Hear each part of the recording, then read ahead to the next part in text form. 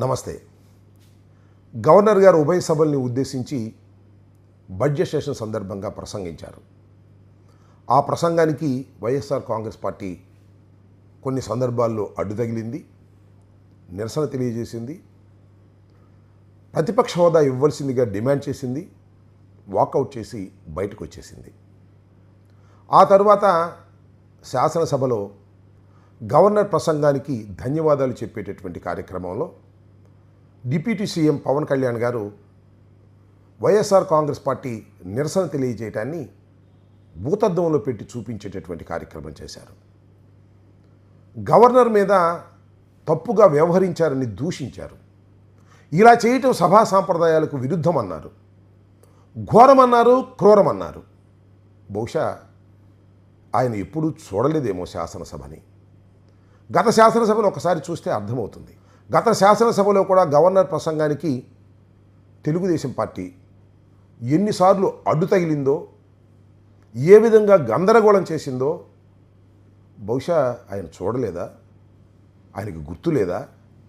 గుర్తుండి కూడా కప్పిపుచ్చుకొని తెలుగుదేశాన్ని పొగట్టం కోసం, వైఎస్ఆర్ కాంగ్రెస్ పార్టీని దూషించటం కోసం ఆయన ఇలాంటి చౌకబారు ఎత్తుగడలు వేసి ప్రసంగించారా అనేది ఇక్కడ గమనించవలసినటువంటి అంశం. అంతేకాదు, ఆయన మరొక మాట మాట్లాడారు. అదేమిటంటే తెలుగుదేశం పార్టీని పొగిడేటటువంటి కార్యక్రమం.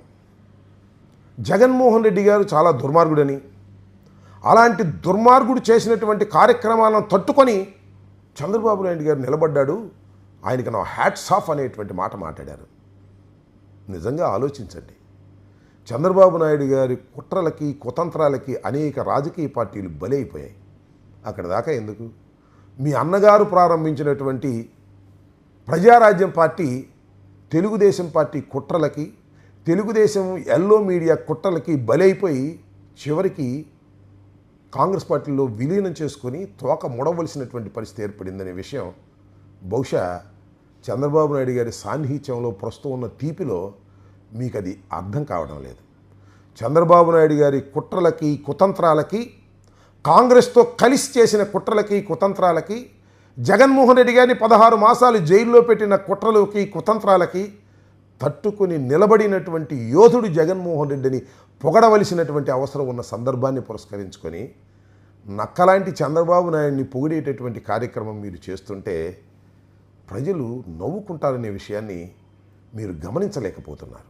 అంతేకాదు, జగన్మోహన్ రెడ్డి గారి మీద ఎంత దూషణకు వెళ్ళారంటే జగన్మోహన్ రెడ్డి గారి రాజకీయ పక్షం గవర్నర్ గారి ప్రసంగం సందర్భంగా మేము ప్రవర్తించినటువంటి ప్రవర్తన వల్ల మీకు చాలా చాలా చాలా చాలా గుర్తొచ్చాయన్నారు. ఈ గుర్తొచ్చినవన్నీ ఒక పెద్ద చేడభారతాన్ని చదివారు మీరు. అవి మీ గుర్తురాలా? ఇవన్నీ కూడా తెలుగుదేశం పార్టీ రాసిచ్చినటువంటి స్క్రిప్టుని దిగ్విజయంగా చదివి జగన్మోహన్ రెడ్డి గారి మీద తట్టల కొద్దీ బురద జల్లాలనేటువంటి మీ ప్రయత్నం చాలా స్పష్టంగా ప్రజలకి అర్థమవుతుందనే విషయాన్ని మీరు మర్చిపోవద్దని కూడా గుర్తు చేస్తున్నాను. అంతేకాదు, ఇంకొక గొప్ప విషయాన్ని మీరు చెప్పారు. అదేంటంటే గవర్నర్ ప్రసంగంలో గవర్నర్ని కించపరిచినటువంటి రాజకీయ పక్షానికి అసెంబ్లీకి అడుగుపెట్టే అర్హత లేదు అని మేము ఈ సందర్భంగా మనవి చేస్తున్నాం. గవర్నర్ స్పీచ్ సందర్భంగా గతంలో కూడా తెలుగుదేశం పార్టీ అంటే మీ మిత్రపక్షం ఎన్నిసార్లు యాగి చేసిందో అది ఒక్కసారి మీరు గుర్తు చేసుకోవాల్సినటువంటి అవసరం ఉంది. అంతేకాకుండా మరొక విషయాన్ని చాలా స్పష్టంగా మీరు చెప్పారు. అదే విషయం అంటే నేను చంద్రబాబు నాయుడు గారు విడిపోతామని ఎవరిని అనుకుంటున్నారేమో. అసలు విడిపోయే పనే లేదు, 15 సంవత్సరాలు కదా, జీవితాంతం కలిసే ఉంటాము అనేటువంటి స్టైల్లో మీరు చెప్పారు. అది మాకు బాగా తెలుసు, చాలామంది అమ్మాయిలకు తెలియదు. ఎందుకంటే చంద్రబాబు నాయుడు గారి మీద, తెలుగుదేశం పార్టీ మీద, కూటమి మీద పెరిగిపోతున్నటువంటి యాంటీ ఇంకంబెన్స్ చూసిన తర్వాత మా పవన్ కళ్యాణ్ బయటకు వచ్చేస్తాడు, బయటకు వచ్చేసి సపరేట్ అయిపోతే ఆ యాంటీ ఎస్టాబ్లిష్మెంట్ పడకోకుండా ఆయన ముఖ్యమంత్రి అయిపోతాడు నెక్స్ట్ అని చాలామంది అమాయకులు భ్రమిస్తున్నటువంటి ఈ తరుణంలో మీ క్లారిఫికేషన్ చాలా అవసరం. మాకు బాగా తెలుసు, అసలు తెలుగుదేశం పార్టీని అధికారంలోకి తీసుకురావడం కోసం మాత్రమే మీ పార్టీ, జనసేన పార్టీ ఆవిర్భవించింది తప్ప జనసేన పార్టీ తెలుగుదేశం పార్టీకి అనుకూలంగా ఉండి విడిపోతే తెలుగుదేశం పార్టీకి లాభమైతే విడిపోతుంది, కలిసి ఉంటే లాభమైతే కలిసి ఉంటుంది. ఇది మొత్తంగా మీ జనసేన పార్టీ యొక్క స్ట్రాటజీ, దాని లక్షణం అనే విషయం మా అందరికీ బాగా తెలుసు. కానీ కొంతమంది అమాయక జనానికి తెలియదు కదా. అందువల్ల మేము 15 సంవత్సరాలు, 20 సంవత్సరాలు, 50 సంవత్సరాలు కలిసే ఉంటామని చెప్పారు.